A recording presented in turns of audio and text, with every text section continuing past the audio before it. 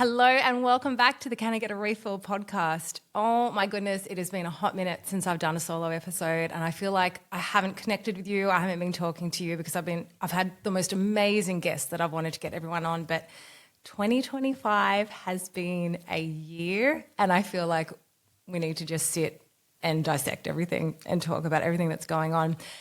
So welcome. First episode, I think it's the first solo episode of the year. I can't remember. Exciting announcement to start with. We are now doing, it's just me. You know it's just me. Why do I do that? I am now doing weekly episodes, something I've been wanting to do for a little while, but, timing and parenting, it sort of just didn't allow it. But it's something that needs to happen. So the aim is to do 1 week an interview with an amazing guest, which we've been doing all year. And then the following week will be a more intimate solo episode with myself. They'll be quicker, they'll be punchier, but it's good to sort of get to the more personal level. I feel like when I'm talking with guests, I have so much I want to say, but I don't want to feel like I'm sabotaging the conversation either because we're bringing on so many experts. I want to give them the platform to have their voice as well. So how's your 2025 been? Because I can sum it up in 2 words. I feel like I have felt very rewarded and abused by 2025. It's just been a lot. It's been a lot. But I feel like it's not just me because everyone I'm talking to, especially career, are you noticing? I'm noticing lots of career change, a lot of people being made redundant or leaving or getting fired or just all this turmoil. But it also seems like it's leading them to the path they were meant to be on. So I feel like it's another one of those years, we had these a few years ago, where it's just bringing up all the shit to direct you on the right path. So yeah, comment below if you're on YouTube and tell me how your year has been because it has been crazy for me. So I feel like the last time we sort of really talked, or maybe I'm thinking of the blog, I was ending my maternity leave and going back to full-time paid work in January because we know that parenting is a job. It is the job. And it's hard. Part of you's looking forward to it, but part of you, if you remember your school holidays at the end of those 6 weeks, that really sinking feeling at the end of January when you'd see all the back to school supply ads and you had to get ready to go back to school. It was a lot. And I thought the day I got in the car and drove to work, I used to always catch a train, but I was like, no, I'll drive in case he needs me. I thought I would be in tears. Leo didn't turn around to say goodbye to me. I ran out the door, jumped in the car, pumped my favorite hype-up music, and it was great. It was nice to dress up. It was nice to have time away from parenting. Even if it is the best job, it's a lot. It's a lot. But the best part was seeing my friends. It was so good to connect with people and talk to grown adult women. And even though I did, 90% just talk about parenting, it's good to talk about other things. So I'm very big on balance. I'm very big on hybrid workspaces. I think it's good to have that balance. But it got harder and harder by the day. I think the first shift was great, and then by lunchtime I started to get a bit teary and miss him, and whenever I would FaceTime him, he would cry, he was a bit out of sorts, I would get very upset, but it was the train rides home because by then it's been nearly 12 hours and at first I was driving, but when I would switch to going back on the train, I would go through my phone, stupidly look at all newborn photos of him and just get so choked up. And eventually when I had to do 2 back-to-back days in the office, I did it once. And I said, I can't do it. Because essentially it's 48 hours away from my child because I'm leaving at 7 as he's waking up. Well, now he wakes up at 8. And getting home as he's having his last bottle, getting ready for bed. So being away from your child who you just sort of have started to meet for 48 straight hours, it was too hard. It's too hard. And I'm speaking from myself. Some people might jump back into work. I thought I was going to be the person that would be like, I want to be back at work straight away. I am going to want to do my own thing. But this podcast is my own thing. I just felt like going back into that paid work made me feel pulled in too many different directions. And my first half of the year was probably the hardest I've ever experienced in my adult life. Still the most rewarding year, but just the hardest. And work increased, work got harder. I just felt like I was letting everyone down. I've just always been so good at being of service to people and you just feel like you're failing at everything. And my relationship with Leo changed drastically. He would bypass me to get to his dad because he saw his dad all the time. And I was the go-to person for the first 6 months of his life. And that fucking hurts. That really hurts. And he stopped choosing me because I stopped choosing him. And I would sit with my back to him for 8 hours on a laptop and almost treat him like he was an inconvenience, like I had to throw him out the way because customers needed me, or, you know, your colleagues or your management needed you. I don't understand. I don't understand how we're meant to do it. This is what, unless you have full-time help. So, and it got to the stage too where my work was sort of alluding to the fact that I needed full-time childcare, which is fine in itself, but my argument was that should definitely be discussed when you're going on maternity leave, not halfway through. But fair enough. They're not wrong, because I realise now it is impossible. It's impossible to work while they're at home. I couldn't do it. I couldn't do it. He, you know, when you say you're coming back to work, their little babies that just lie there. By the time I come back to work, he was crawling, then he was walking at 10 months, then he's on solids, then you're doing all the baths. It was impossible. I just felt like I was letting everyone else down. But what I don't understand is how mums are meant to do this all. Like, how are you meant to work those full-time jobs and drop them off at school or daycare and then pick them up and then do all the feeds and then do all the household stuff. And childcare was not quite an option for me. A, the ones that I reached out to were all full. B, it's my preference to not have male workers there, and I think events in the recent months have proved my theory to be quite correct. But I would reach out to them and ask if there's male staff there, and the ones that had availability said yes, and I said that doesn't make Alan and I comfortable. And, you know, some people have parents that can help all the time. Alan's family's far away. My parents have just started helping, and what a difference that made to our life, because they've started looking after him 1 day a week when they're both together, and it is great for them to develop that relationship with Leo. It is great for Leo to be with other people and develop those social skills. And it is great for Alan and I to be able to concentrate. So my hardest thing with parenting is not like the nappy changes and all that. It's the crying, if they're like pulling on your leg when you're trying to do something. But to me, it's the chaos of the house. So my home has always been very quiet, very calm, very serene. And I think I shared this in a story, and so many of my mum friends are like, yes, it is chaos personified when Leo's here, like the stuff everywhere. And I try to always pick things up, but it is pointless. It's just noise. And I always said I wouldn't give him devices until he was 3, and we still don't do handheld devices, but my God, Miss Rachel had to go on the TV or I would get nothing done. So we'll put that on for, you know, a few hours in the morning. So having my parents have him where I can be in this house, it's just made the biggest difference, not only to me being productive with what I need to do, but to my mental health. So, yeah, I don't know how people do it without any help whatsoever, and I know a lot of people who are here from other countries who don't have family, and it is hard. But what was getting to me was when you work out the cost of childcare, if you were to do it, it's different. I mean, if you're a lawyer on a very big salary, it makes sense. Of course that makes sense to do that. On the salary I was on, the childcare would negate my salary. So I'm just losing it one day, and I said to Alan, we're going for a walk, throw Leo in a pram. And I said, the math ain't mathing.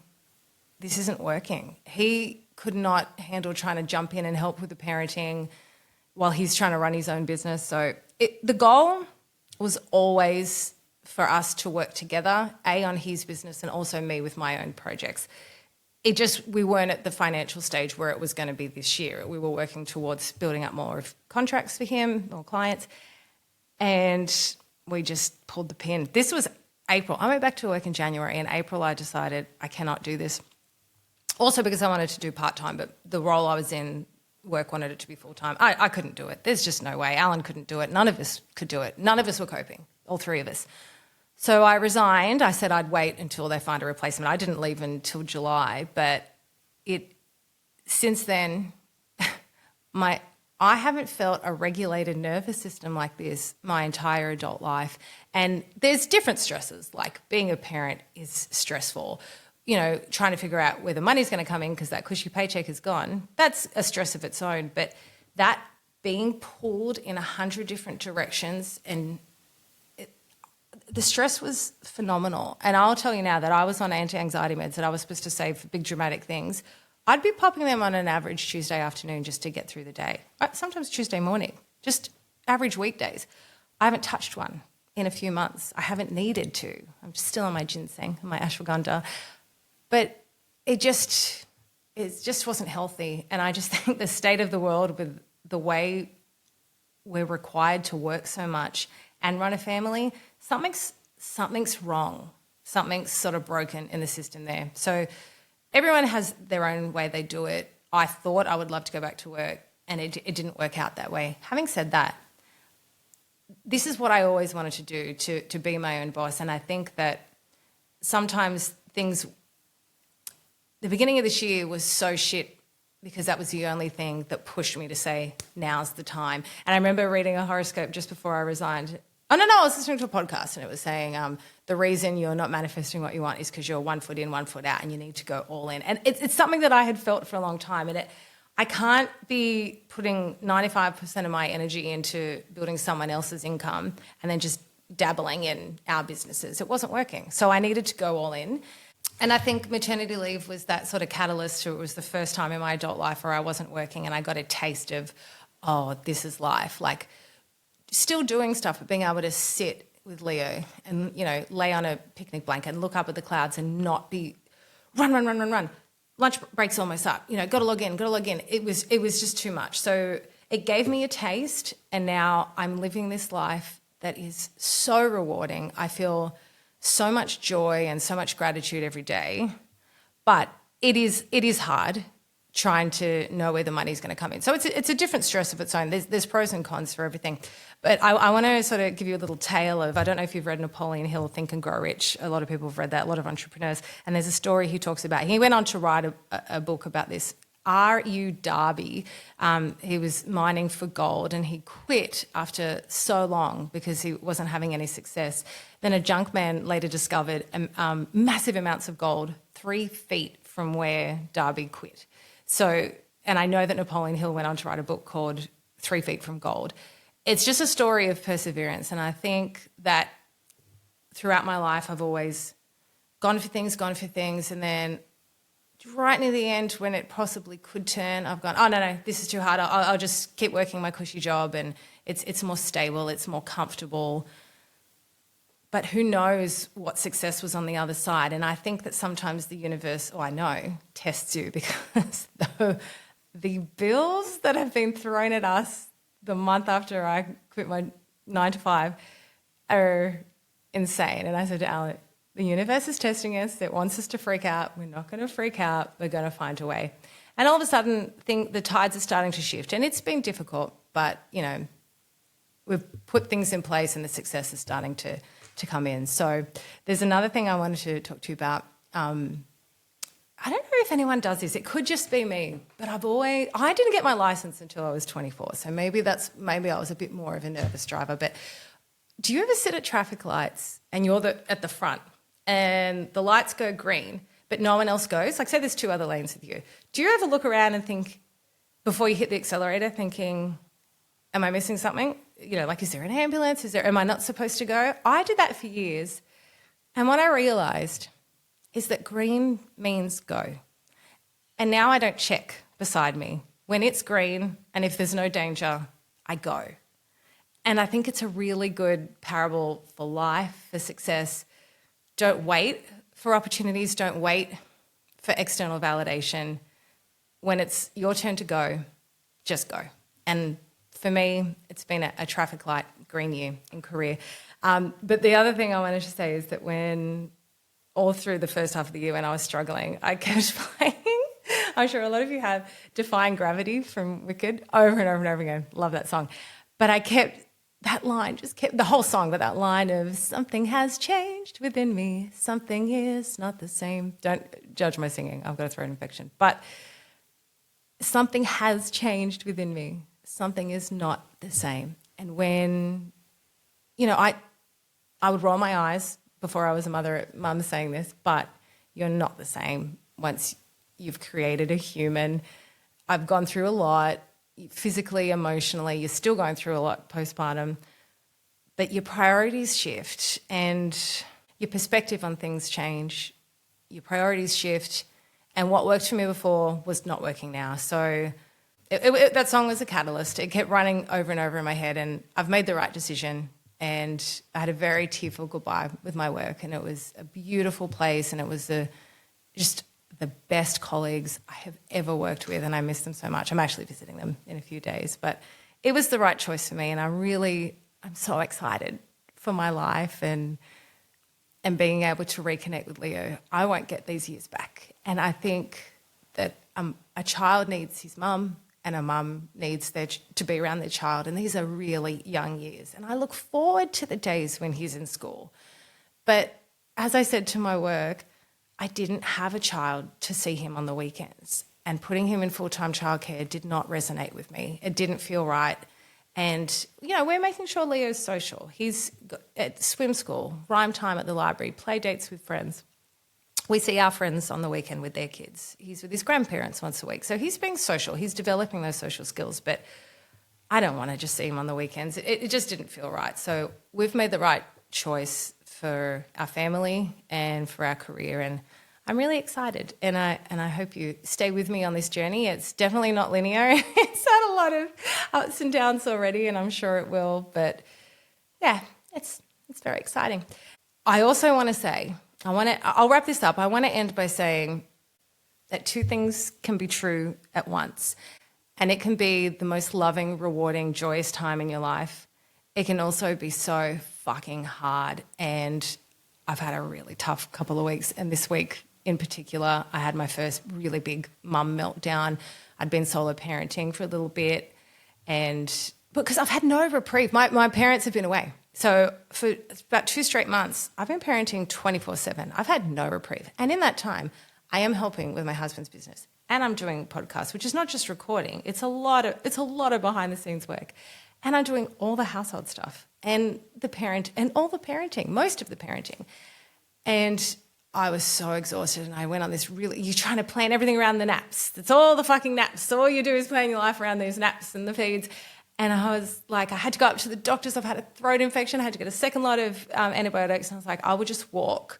I'm in Cronulla, for those around here. I walked to Miranda. I thought it was going to be an hour. It was nearly an hour and a half. I was running so late. But Leo slept the whole time in the pram. I got there exhausted. Didn't get to go get some food until 2 p.m. I ate at 12 every day.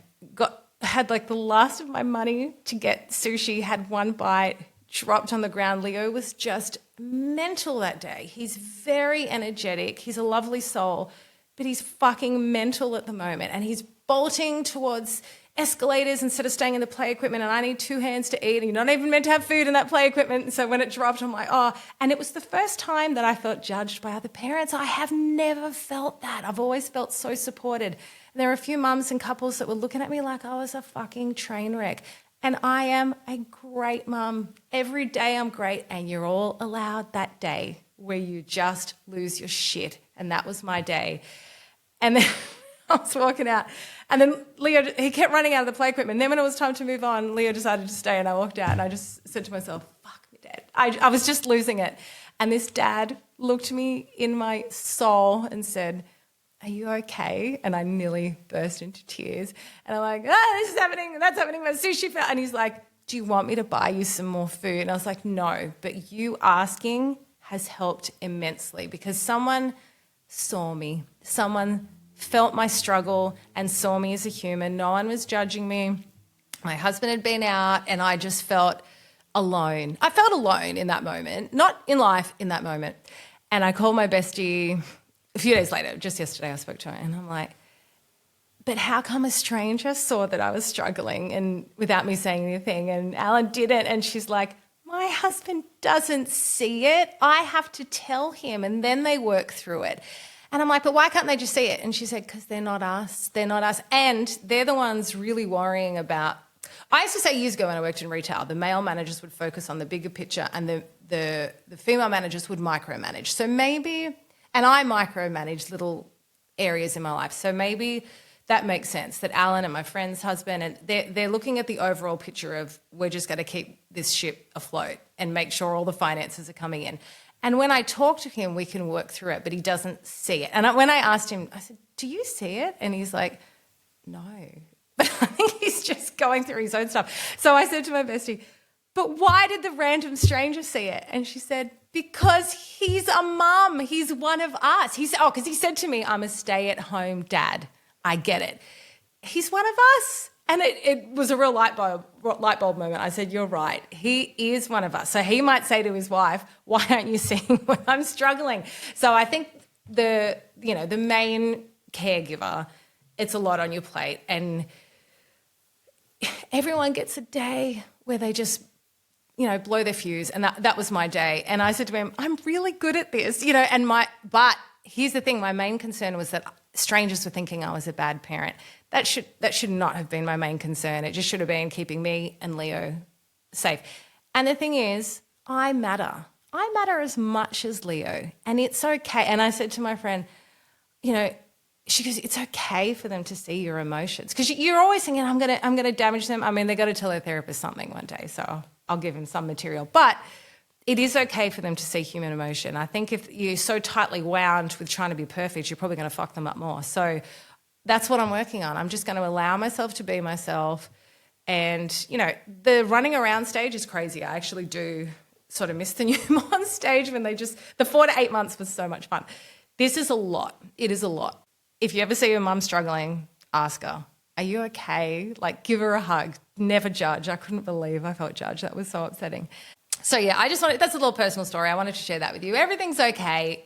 It was my day, and it's a lot. And my parents coming back next week, so it'll be great to get. Oh, and then Alan took Leo out for the whole day yesterday. I edited a podcast. I worked on my website, which is coming very soon, and I wrote the content for this episode. I was so happy and calm, and all I needed was a few hours in a very neat, lovely, serene environment to get all that done. So I'm so grateful. So Alan and I have sat down and worked on a schedule. So I've worked out dates where he goes and has boys' time, and he can, and my time, I do see my friends, but my time is, I want to do stuff for me. So I actually would prefer being in the house on my own. So we've worked out a schedule. I'm feeling really excited about that. So definitely, mums, my God, work out a schedule where you have time away from parenting. It is so fucking hard. And I just want to say to all the mums, to the parents, but all the mums, I see you and you are doing a great job. You're doing a great job. Just take time for yourself. It's really hard. And to all the entrepreneurs out there, I'll end with this. Green means go. Thank you so much, my friends, for being here today. This was really very cathartic for me to talk with you. And it's the first time I've ever looked at the camera. It feels really weird. It's out of my comfort zone. But that's what 2025 is all about. Stick around. Looking forward to the solo episodes. If this was of benefit to you, especially if you're a mum, please share it with your mum friends. They might feel seen and heard with this episode. And if you enjoyed it, please subscribe, rate, review on Apple or Spotify. And do something in the next week to fill up your cup.